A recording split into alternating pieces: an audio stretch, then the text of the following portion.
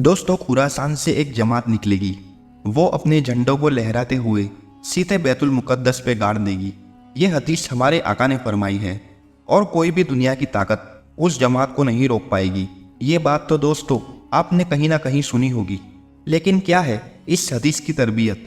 तो चलिए जानते हैं इस वीडियो में। दोस्तों, अगर कहा जाए कि इमाम मेहदी अलैहिस्सलाम का ज़ुहूर अब अनकरीब है, तो ये कहना बिल्कुल भी गलत नहीं होगा। और यह बात दोस्तों हम काफ़ी अरसों से सुनते आ रहे हैं, लेकिन दोस्तों हाल ही के दिनों में कुछ ऐसा हुआ है जिसके बिना पर हम यकीनन ये कह सकते हैं कि अब इमाम मेहदी अलैहिस्सलाम का ज़ुहूर करीब है। और अगर कहा जाए कि दज्जाल के निकलने का और इमाम मेहदी अलैहिस्सलाम के ज़ुहूर का वक्त एक साथ आएगा, तो ये कहना भी गलत नहीं होगा। दोस्तों, हमारे आका हुजूर सल्लल्लाहु अलैहि वसल्लम का फरमान है कि जब दज्जाल का फितना दुनिया में निकल आए तो तुम सब्र करना और इंतज़ार करना कि खुरासान से काले झंडे निकले और मशरिक की तरफ जाए, तो तुम अपनी औलाद में से जिसका नाम मेरे नाम पे मोहम्मद होगा उसे उस जमात में शामिल कर देना, और वो खुरासान के लश्कर से मिलकर दज्जाल से जंग करेगी। और जब दज्जाल से पहली जंग होगी, उस वक्त हज़रत ईसा अलैहिस्सलाम आसमान से दोबारा नाजिल होगी।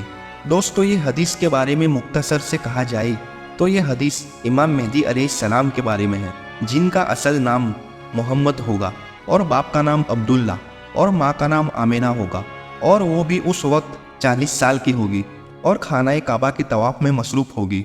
दोस्तों, रिवायत में आता है कि जब उलमाए कराम की एक जमात जिस पे अल्लाह का फजल नाजिल हुआ होगा, वो इमाम मेहदी अलैहिस्सलाम को पहचान लेगी और उनके हाथ में बैत करेगी, और यूं हज़रत मेहदी अलैहिस्सलाम का ज़ुहूर जाहिर हो जाएगा। और इसके चंद दिनों के बाद खुरासान से एक काले झंडों की जमात निकलेगी जो दज्जाल का मुकाबला करने के लिए आएगी। इस हदीस से ये बात की सिरात होती है कि दुनिया में मेहदी अलैहिस्सलाम का ज़ुहूर दज्जाल का फितना आने के बाद होगा, यानी दज्जाल के दुनिया में आने के कुछ अरसों बाद होगा, जब दज्जाल पूरी दुनिया पे अपना कब्जा जमा चुका होगा सिवाय मक्का और मदीने के।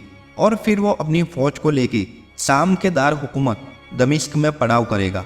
उस वक्त इमाम मेहदी अलैहिस्सलाम इन खुरासान के लश्कर जिनके झंडों का रंग काला होगा उनकी क़यादत करेगी, और जंग की सुबह फजर के वक्त हज़रत ईसा अलैहिस्सलाम दमिश्क की जामा मस्जिद के मीनार पे फरिश्तों के साथ नाजिल होगी।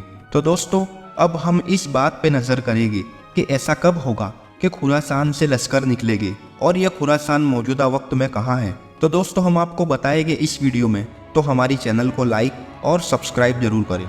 दोस्तों, खुरासान मुल्क ईरान का एक इलाका है और उसका एक हिस्सा अफगानिस्तान में भी शामिल है, यानी पुराने ज़माने का वो खुरासान जिसके बारे में नबी करीम ने पेश गोई फरमाई, वो दरअसल एक ही इलाका था। लेकिन मौजूदा दुनियावी नक्शे में खुरासान दो हिस्सों में बढ़ गया, जिसका एक हिस्सा ईरान में शामिल है और दूसरा हिस्सा अफगानिस्तान में शामिल है। दोस्तों, अब हम इस मामले की तरफ बढ़ते हैं कि जो इस तरफ इशारा कर रहा है कि अनकरीब खुरासान से एक काले झंडों का लश्कर निकलेगा जो दज्जाल से मुकाबला करेगा। दोस्तों, हम जानते हैं कि नबी करीम सल्लल्लाहु अलैहि वसल्लम की हदीस के मुताबिक उन्होंने क़यामत के नज़दीक कई निशानियां बताई है, जिसमें कहा गया है कि दज्जाल के दुनिया में आने से पहले मुसलमान यहूदियों से जंग करेंगे और इसके बाद मुसलमान और ईसाई आपस में जंग करेंगे। उस दौरान दज्जाल का दुनिया में खुरूज होगा। तो दोस्तों, वो आखिरी जंग कौन सी है जो इस मामले को उस वक्त की तरफ ले जाएगी जिसमें यहूदी और ईसाई एक तरफ होगी और दूसरी तरफ मुसलमान अकेले होंगे? दोस्तों, हाल ही में फ़िलिस्तीन के हमास ने इजराइल पे बमबारी की, जिसके जवाब में इजराइल ने फ़िलिस्तीन पे काफ़ी ज़ोरों शोरों से बमबारी की। दोस्तों, अब आपको बताते चले कि फ़िलिस्तीन के इलाके में मौजूदा वो चर्च जो ईसाइयों की मुकद्दस जगह है, जिसकी तारीख सन 425 ईस्वी तक की जाती है, और उस चर्च से ईसाइयों का ये मानना है कि यही वो चर्च है जिसमें ईसा अलैहिस्सलाम का वो कपड़ा है जिसमें उन्हें लपेटा गया था और वो पैदा हुए थे। और ईसा अलैहिस्सलाम की कई सारी चीज़ें इस चर्च में मौजूद है। और अगर ये चर्च इजरायली बमबारी में तबाह हो जाए तो दुनिया के सारे ईसाइयों में इस कदर ऊंचाई आ जाएगी कि सारी दुनिया के ईसाइयों को फिर काबू में करना शायद नामुमकिन हो जाएगा।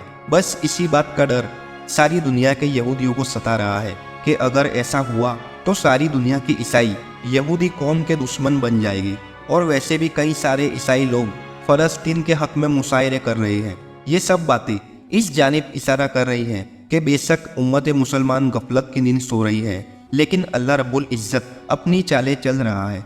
दोस्तों, हम जानते हैं कि इस्लामी दुनिया में ईरान ही वो वाहिद देश है जो फ़लस्तीन के साथ खड़ा हुआ है और पुराने खुरासान का एक हिस्सा ईरान के पास ही है। तो ये खुमान किया जा सकता है कि जो काले झंडों का लश्कर खुरासान से निकलेगा वो शायद ईरान से निकलेगा। लेकिन दूसरी तरफ इस बात का भी इशारा हो रहा है और ये भी एक हकीकत है कि काले झंडों का इस्तेमाल पुराने जमाने के खुरासान करते थे और आज के मौजूदा वक्त में अफगानिस्तान के तालिबान की एक जमात वही काले झंडों का इस्तेमाल करती है। और दोस्तों, वो खुरासान का एक हिस्सा अफगानिस्तान में मौजूद है। इसलिए ये बात को तय कर पाना काफ़ी मुश्किल भरा है कि इमाम मेहदी अलैहिस्सलाम के ज़ुहूर के वक्त जो काले झंडों वाली खुरासान की फौज निकलेगी वो कहाँ से निकलेगी। वो कौम या तो ईरानी होगी या फिर अफगानी होगी। अलबत्ता अभी इस कौम के बारे में कुछ कहा नहीं जा सकता। मौजूदा वक्त को देखकर और कई सारी हदीसों से पता चलता है कि अब दज्जाल का दुनिया में आने का वक्त